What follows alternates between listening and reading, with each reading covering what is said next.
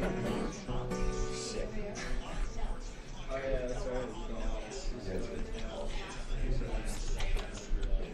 Oh, yeah, I mean, it's just, that's just nuts. Oh. I didn't see it. Okay, we're back. Come to order, sorry. Anybody need to sign the roll sheet? Sneaking late, anybody?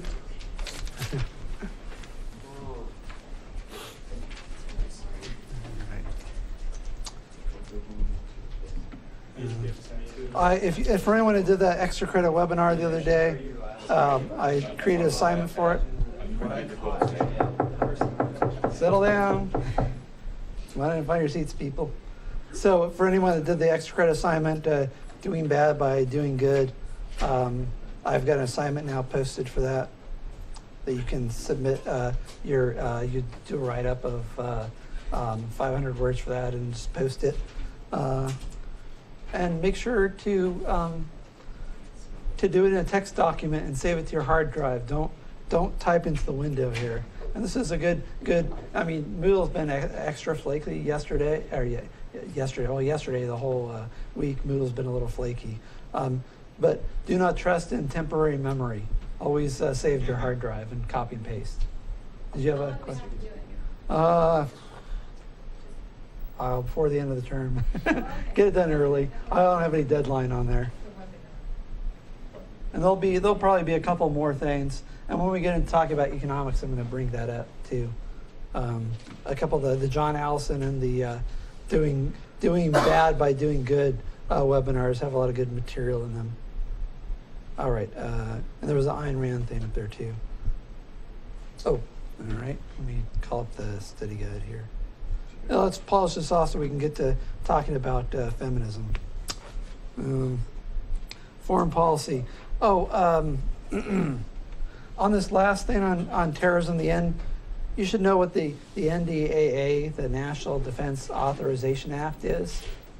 So that's what we were talking about at the end of the term. I thought I had a question on here, but I might not have uploaded that last version.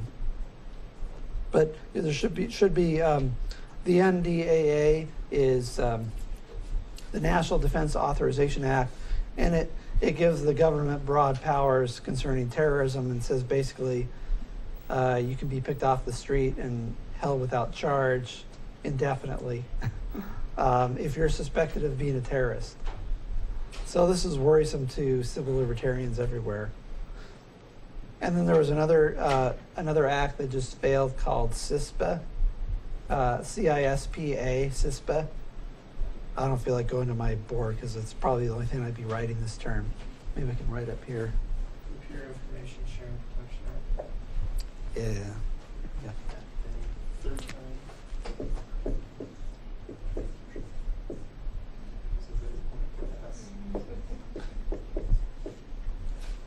And you get these, and the things that we're already living with, the Patriot Act and the TSA.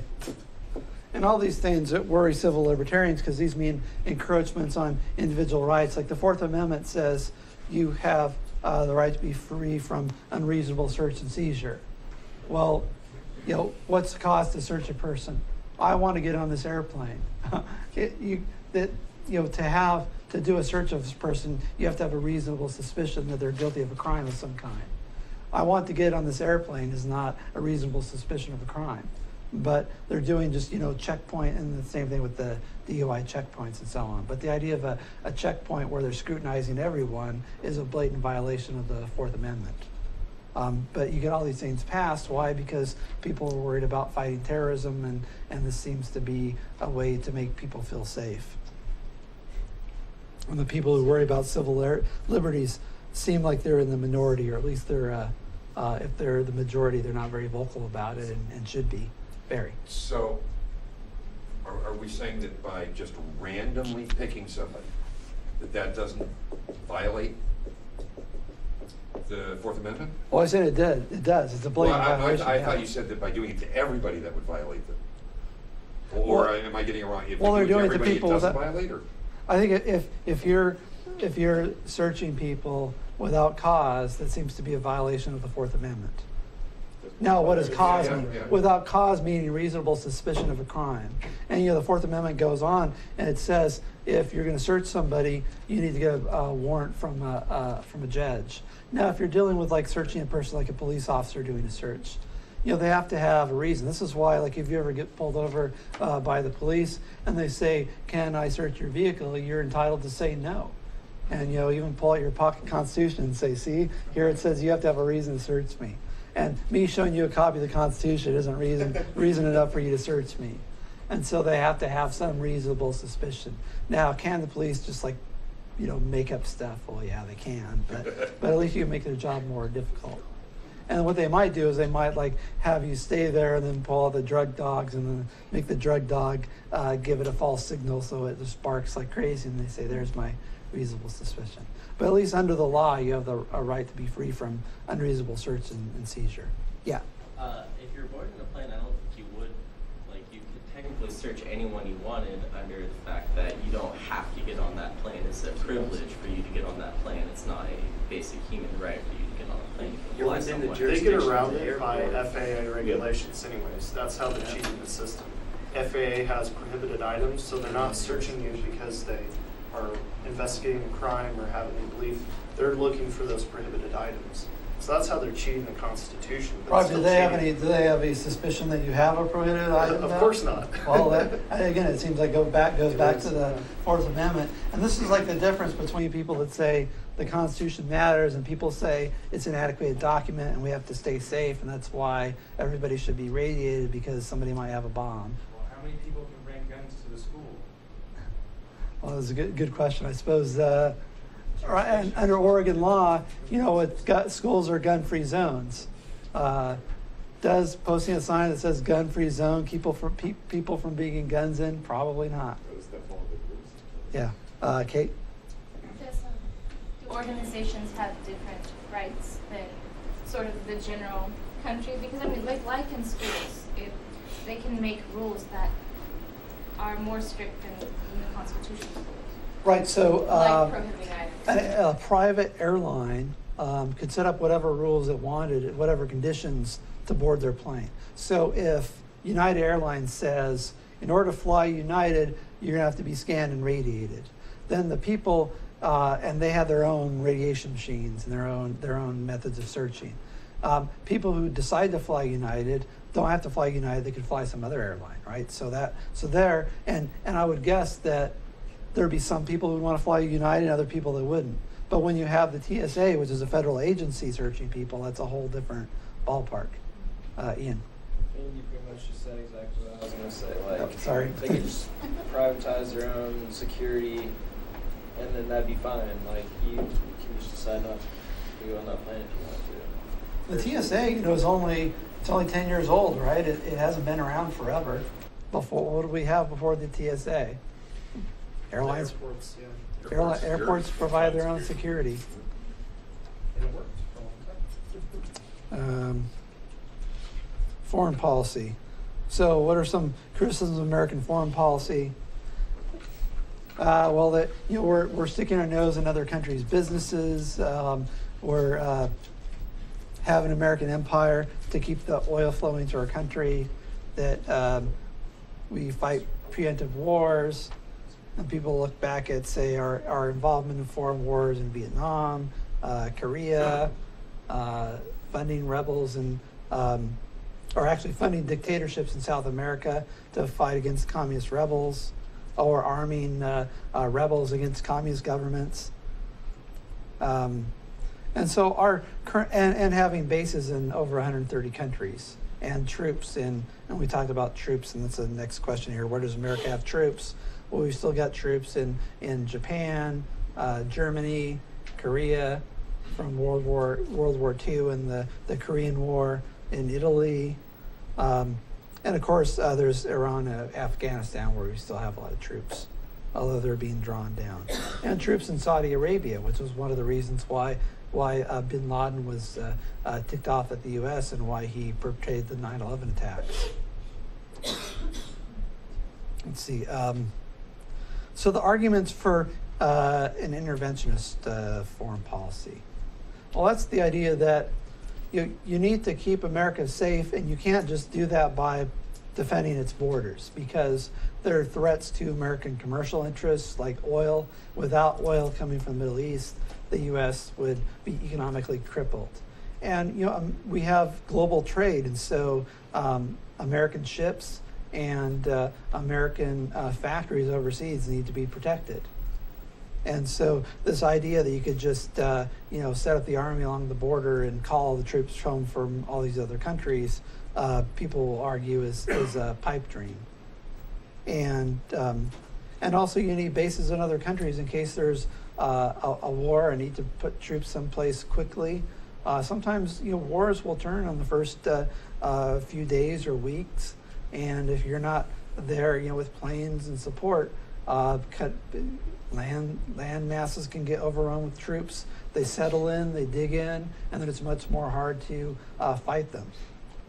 And the longer you wait, the more American lives will be lost in any conflict. There's also the idea that America has its interests, and those interests need to be protected. And so, for example, if you have like a dictator who might not be the nicest guy around, but he's containing revolutionaries who are communist or Islamist who want to do America harm, that maybe it would be in America's interest to prop up that guy, like the Shah of Iran. So Iran today is the #1 state sponsor of terrorism. And this is why, because it's in the wake of the Ayatollah Khomeini taking over and an Islamist Shiite government, and they hand off funds and weapons to groups like Hezbollah and other terrorist groups. So how did that happen? Well, Jimmy Carter cut the legs out from under the Shah, and he toppled, and the radicals took over. The same thing with Pakistan, where we supported Musharraf for years, who's a military dictator. Why? Because he's keeping the lid on the radicals. Same thing with Pinochet in Chile. With him, it was the commies who were being supported by the Russians. And so you can look around the world, and people might say, well, it's kind of unsavory, and it seems bad that America, which is supposed to be all about freedom, is supporting dictators. But then you say you got to be a realist about what's going to happen if you're not going to do that. And it's better to have the bastard we know in charge and a person who is our friend as opposed to a person who is our enemy. And they would even point to Libya, and you look at Muammar Gaddafi, who was his government was probably involved in the bombing of Pan Am Flight 103. 103. Actually, when I was at Syracuse, I had some students that were on that plane that died over Lockerbie, Scotland, when it was blown up, and so people like that are a danger. And then President Reagan had an airstrike against him, and serve to show that we mean business. And then but after the first was this after the first Gulf War? And I'm trying to remember. I think it was after the first Gulf War. Gaddafi said that he wanted to be our friends and that he was having economic problems. And so what did he do? He gave up his ambitions to have weapons of mass destruction. He paid restitution for the Lockerbie bombings and wanted to be friendly with the U.S. And so he's still a dictator, but he's also a dictator we know. And then what happens when he's toppled, and the U.S. even seems to be helping the rebels against him, because this is sort of this freedom movement in the Arab world, the Arab Spring as it's called. Well, then you get religious radicals and people who are sympathetic towards terrorism end up taking over the government. And the same thing with Egypt. So in Egypt, you had, as a president, sort of vacillated back and forth on whether or not he was for or against the group there. But eventually he said that the leader of Egypt had to go, and so you have a revolution there. And instead of Jeffersonian democracy, you get the Muslim Brotherhood and the Salafis. And yeah, so the question is, do you want the leader of Egypt? I'm blanking out his name now. Morsi. Morsi, thanks. So do you want Morsi, the dictator, the military autocrat, or do you want the Muslim Brotherhood and the Salafis in charge of Egypt? And there was peace with Israel, and now the first thing the new government said when they came to power was we're opposed to Israel. I don't know if they actually said we're at war with Israel, but they said they declared themselves opposed to Israel. Now whether they're going to actually do anything about it, I suppose, might be a different question. Let's see. So that's the argument for the interventionist. The non-interventionist is going to say, look, every time you think that you're doing something good, you're actually doing something bad, but you don't know it until maybe a decade later. So you think, if we support Saddam Hussein, a military strongman, against the Iranians that just had Islamic Revolution, that's going to put the kibosh on Iran and its expansionist designs on the rest of the Persian Gulf. And then what happens? And Saddam's the problem, right? And Saddam's got all these weapons that he got from the U.S., and he's able to use them in the Gulf War. And then when suddenly Saddam invades Kuwait, we have a problem on our hands, and and Saddam is much more well armed than he otherwise would have been if we hadn't been giving him weapons all through the Iran-Iraq war. When the Soviets come into Afghanistan, we arm the Mujahideen. And one of those fighters against the Mujahideen is Osama bin Laden. He gets American training, American weapons, and so on, and then is able to use them against the U.S. when he becomes a terrorist later on. So all these things have unintended consequences. So the isolationist or the non-interventionist would say, bring all our troops home, stop meddling in the affairs of other countries, stop treating the world as the United States chessboard, stop being the world's policeman, and let things sort themselves out. And if private companies want to make sure they're secure in foreign lands, they should hire Blackwater. They should hire Halliburton. Let them pay for their own security. And you look at World War I. What got us into World War I? Trying to protect American ships. And look at the death toll of World War I was just tremendous. It was called the Great War. Anybody know offhand what the casualties of World War I was? Just Americans. Yeah, just I say Americans. No, I believe it was 100,000. Yeah, huge number. So not, I guess not quite Civil War numbers, but 100,000 people. 9/11, 3,000 people. World War I, 100,000 people. And what did they die for? Some ships that were sunk over in Europe that didn't have protection. Well, maybe those companies that were wanted to send goods into a war zone, maybe they should have provided protection, or maybe they just shouldn't sent those goods overseas. And so is that really in the interest of the American people to protect corporate interests around the globe? And the isolationist view says no. And then when you have bases in everybody's countries, you create a lot of anti-American sentiment. And you invade other countries, and you take sides in the Israel-Palestinian conflict. You send military defense for Saudi Arabia. So Saudi Arabia gets overrun by Iran or Saddam. Those guys want to make money too. They're going to sell oil to us too. Are they going to be any worse than OPEC? Are they going to jack the prices up anymore? Or maybe America should just develop its domestic resources. We got lots of natural gas. We have lots of oil that's not being tapped for environmental reasons. Why not do that? So that's the non-interventionist side. Any other comments or things I left out here? Dave? The oil that we are currently tapping into, like in the Dakotas and stuff, where is that going? Is it being refined here in this country? Because I know the Alaskan oil is being shipped to China. Yeah, so it depends on like the refinery, and so because we live in a world market, whether you sell it domestically or sell it abroad is sort of a business decision based on whoever is drilling it. And so it's oil's sort of fungible. It's not. It doesn't necessarily go one place or another. Just sometimes it makes more sense. Just like if you're growing strawberries in Santa Maria, you might be selling them in Santa Maria, or you might be shipping them up to Oregon, or you might be selling them to France. The shipping costs affect prices.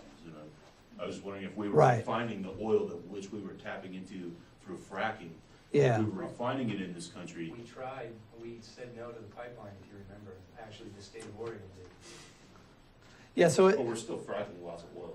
Nonetheless. yeah, and until America nationalizes its oil industry, it's like the call of whoever's doing the drilling. And sometimes people get contracts with other companies in other countries, or sometimes with governments that you give us some money for infrastructure, and we'll drill here, and we'll supply you the oil for X amount of years, or what have you.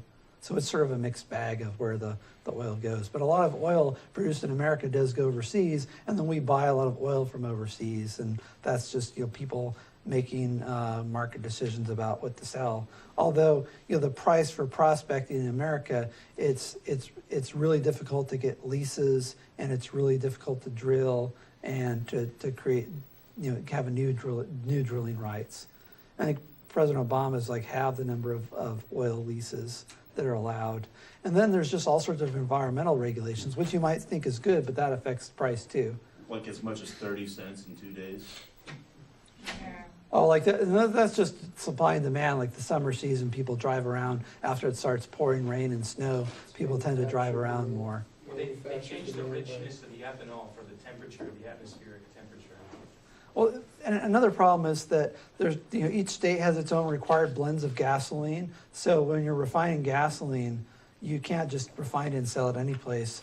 You have to have these special blends with these additives, and it can only go a certain place. So when you restrict supply into 50 different markets, you get a raise in the overall price too. And then there's all the federal taxes that are laid on top of that, the gasoline price too. But that's a topic for another day. I think so too.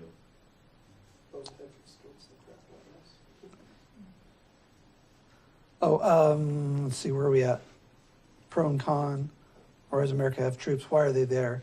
Well, the vestige of every time you have a war, then you got a bunch of bases there and infrastructure, you just leave the troops there unless somebody has a political will to say, let's close all our bases and bring our boys home. And then there's always somebody, a career person in the State Department, a congressman who's got political interests, contributors,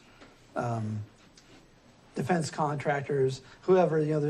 There's always political interests against closing American bases, commercial interests sometimes, and so we still have them all over the place. How's America's support for? Oh, and then there's also this idea that we need troops, say in South Korea, because we have an alliance with South Korea, such that if the North invades, we have to help out. It's better to have troops there to make sure they don't invade in the first place than after the fact to try to send troops over there, because by then it's going to be too late and a lot more difficult to fight that war. All these disastrous consequences we just talked about. I gave a couple examples. Where did it turn out well? Well, Grenada. Grenada is a great example of foreign intervention. It actually worked out really well. The people in Grenada love Americans. I think President Reagan might be on a stamp or something over there, and he's regarded as a hero of the country. So Vietnam, didn't turn out so well. And then some things like Korea sort of, ended up in a draw. You could argue that we did win the Vietnam War because now they're capitalists and they're opening up their country to democracy. So yeah, a lot of shoes being made in Vietnam. And then World War II, it is most people, even your most isolationist person, unless you're Pat Buchanan. I think he's the only person of note that I've heard that has said that we should have stayed out of World War II. Most people think fighting Hitler and Tojo, Mussolini made sense because, if we didn't, then we would have had to fight them sooner or later. And it looks like the U.S. either stupidly go to the Japanese into attacking, or slyly like a fox go to the Japanese into attacking Pearl Harbor by cutting off their oil. Interesting how oil finds its way into a lot of these conflicts. So So whether or not that happened or not, after the attack in Japan, I suppose the U.S. could have just said, demanded restitution or something like that. Yeah. That's the argument that we goaded them into it. I don't know, that's somewhat revisionist, because I think it was in response to like the rape of Nanking and like their treatment of the Chinese, and we were fueling their war machine, and they were just murdering millions of civilians. And so I don't think it was necessarily, I mean, it could have been a political maneuver, but at the same time, it seems like it was the right thing to do. If we were doing that now, say they were going to march into, Burma and kill, millions of people, and we knew it, and we're selling them the oil to do it. It's not necessarily an unethical thing to say, no, we're not going to sell you this. That makes sense. You make a good To case. say that Roosevelt knew about it, and he kind of already wanted America to get into World War II, but Yeah. he couldn't get Congress to pass the act, and so he kind of just didn't tell anyone about Pearl Harbor and let it happen, so because he knew it would get us to be engaged in the war. Yeah, there's a book called Day of Deceit that lays out the case that Roosevelt actually knew of the Pearl Harbor attacks and didn't, do anything about it and let the Japanese attack because he needed a reason to go to war.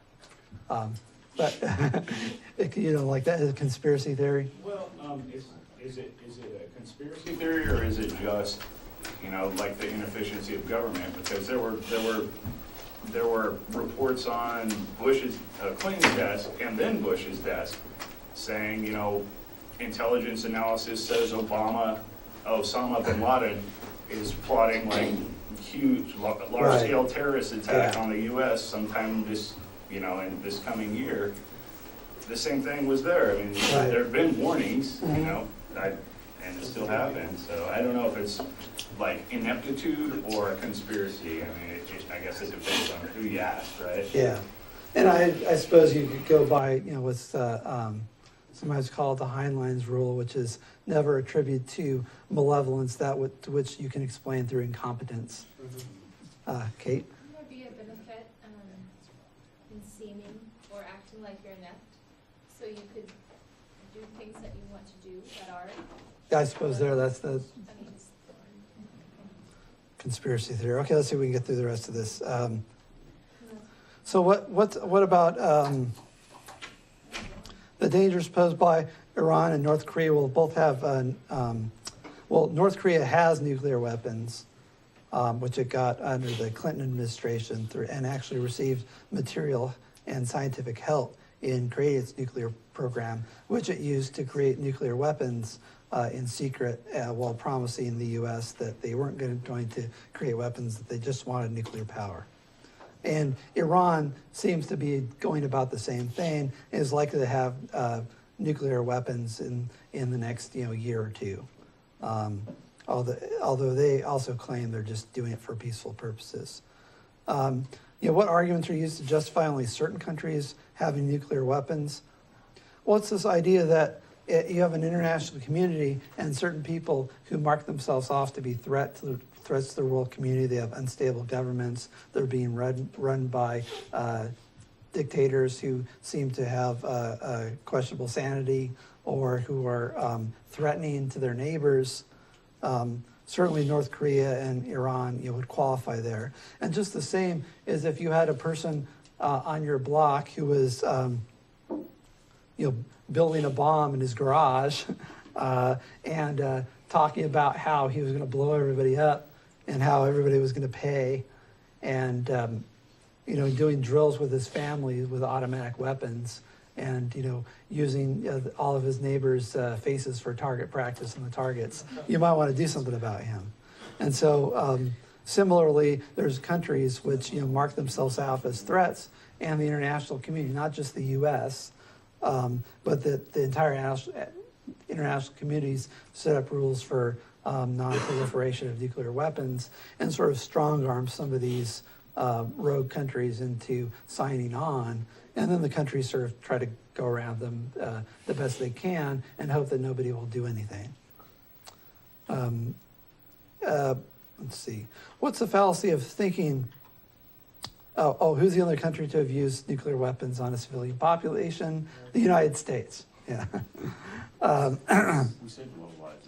what justification was given? Well, it was the idea that a war with Japan would lead to mass casualties, and it was a way to quickly end the war was the reason given. Other reasons might be we wanted to see what the bombs would actually do, and that we had them, we just wanted to use them. So, and to show American strength and to scare the hell out of everybody else. But the numbers were devastating, right? Yeah. There were projected, outcomes from attacking the Japanese mainland in a ground invasion, and it was like, supposed to be like 10 times more death than there was. They're predicting 1 million American casualties Yeah. and 2 to 3 million Japanese casualties. So there's an interesting ethical quandary. How So, many people were actually killed? I think an initial blast each killed about 70 or 80,000 people, with another 80,000 or so dying from Residual. radiation fallout. yeah. So if you kill, say, 300,000 civilians, is that justifiable if you thereby avert the deaths of 3 million people in a ground invasion? It's like the John Travolta thing in Swordfish. He actually raises that same. Yeah. So interesting moral quandary. Why is it fallacious to think about countries having rights? Well, countries are just artificial institutions, which only exist because there's a bunch of rules written down on pieces of paper and soldiers to enforce them, and also people that go along with the rules and think the rules are justified. So countries aren't persons with rights; only individual persons have rights. And so when you say, well, such and such a country has the right to do X, if that country is being ruled by a dictator oppressing, his own people, then really you're talking about the dictator's rights over the rights of the people. And really you need to talk about the rights of the populations, not of the government. Where did Syria get its chemical weapons? It looks like they came from Iraq, and they were recently used to suppress an uprising. Who's been sending cash to Karzai? The CIA. And I think that's it. CIA just means cash in advance. There you go, cash in advance. I like that. All right, I heard so somebody say it meant cash in arms. There you go. Neither I nor Ian will be there for a Students for Liberty meeting after class, but if anybody wants to hang out in Center Forward 7, they're welcome to. Test will be open at 3:30, and good luck with that. And it'll be open till not this Friday, but the following Friday. Okay, have a great weekend. How are your office hours?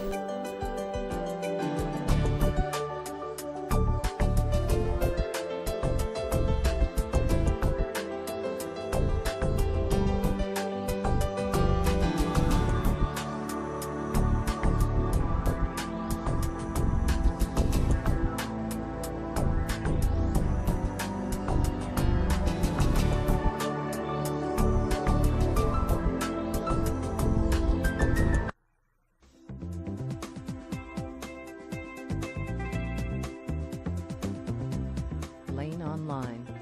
Learn, unlearn, relearn.